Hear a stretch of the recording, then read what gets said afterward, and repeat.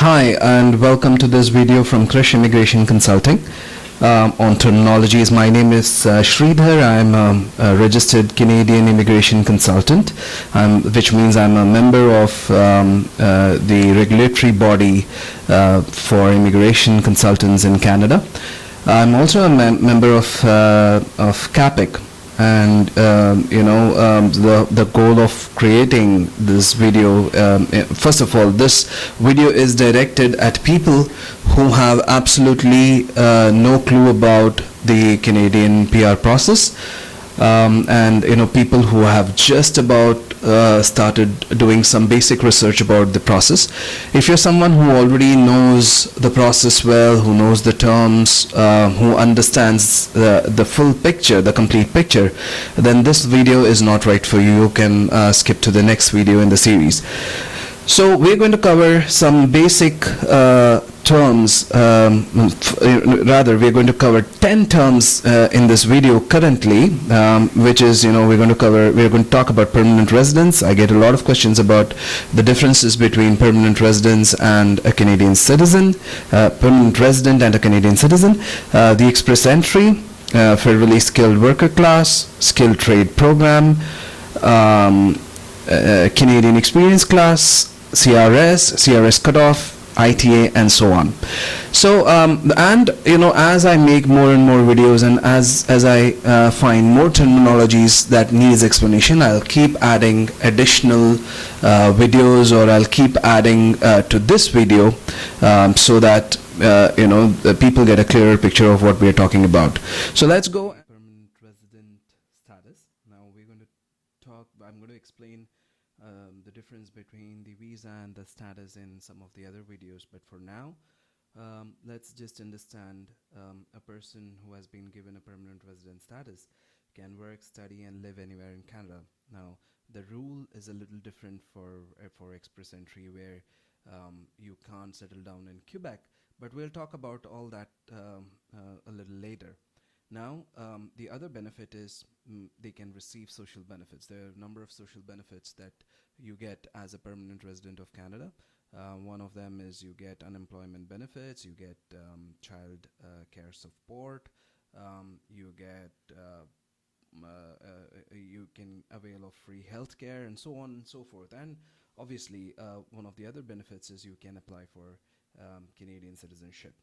The few things that you cannot do is you cannot vote. Obviously, that's limited to Canadian citizens.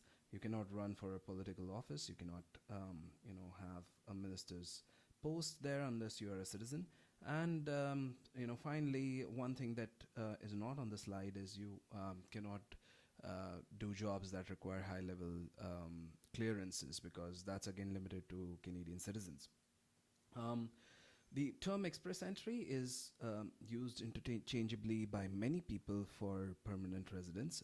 There is a very big, the definition of express entry says that it's only an online system that allows people to submit their application for skilled immigrants, skilled immigration. So that in itself has nothing to do with the permanent residence or the process itself, but except for the fact that it's an online system that allows people to submit their application. It's a point-based system. The highest candidates get invited, and it has your profile, once you put it in the express entry system, is valid for 1 year. Okay, that's what I mean by 1 year validity. Now, that said, let's go to the next slide, which talks about the federally skilled workers and the skilled trade programs and the Canadian experience class. And now, to qualify under the express entry system, or to apply from the express entry system, you need to qualify under one of these three programs: the federally skilled worker class, the federally skilled trades program, or the Canadian experience class. Now, now I'm going to quickly run through these three, and we'll talk in detail. I'll have a full slide dedicated to these three programs, because they're very important, and it requires deep understanding of what each of them are and how you qualify for any of these programs. But at a high level, to qualify under a federally skilled worker class, you need to score 67 points out of 100 You should have at least 1 year of continuous employment, and your knock should be in skill level 0, A, or B. What is a knock? What are the skill levels? What am I talking about? These will be covered in the subsequent videos. Again, skill trade programs, you have to work 2 years in the last 5 years in specific knock codes. They start with specific numbers, those knocks. You qualify if you have worked the last 2 years in the last 5 years in those knocks, and you have to meet specific IELTS requirements. In the Canadian experience class, in the last 3 years, you should have worked at least 1 year in Canada. This experience should not be self-employed, and it should not be working as a self-employed person in this 1 year in Canada.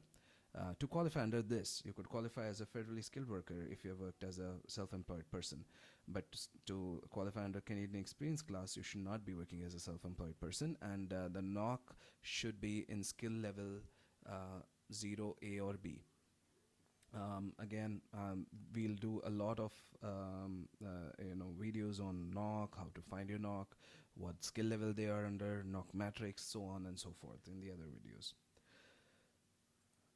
The next terminology that is important for you to understand is the comprehensive ranking system. The CRS is a point-based system that IRCC is Immigration, Refugees and Citizenship Canada. They are the people who are going to approve your application for permanent residence or temporary residence. So this CRS point, it's a point-based system that they use to assess and score the candidate's profile and rank it in the express entry pool. It is used to assess your skills, your education, your language ability, your work experience, and other factors. Other factors could be if you have a provincial nomination, if you have a spouse, do you get additional points, so on and so forth. So there are many other additional things, and we'll discuss comprehensive ranking system again in detail in some of the other videos. What is a comprehensive ranking system, or a CRS cutoff? The IRCC invites the highest ranking candidates from the pool to apply for permanent residence.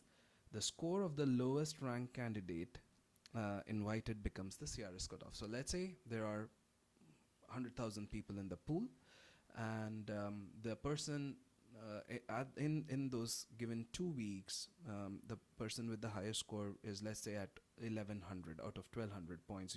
I'm sure you know that CRS points are out of 1200. So let's say this person's score, the person who is scoring the highest or who is ranking 1, has a score of 1100. And IRCC wishes to invite 3900 people, which was the last draw. So they start counting from that first person, and they start counting downwards, and they stop at the 3900th person. Whatever is the score of that 3900th person, that becomes the CRS cutoff.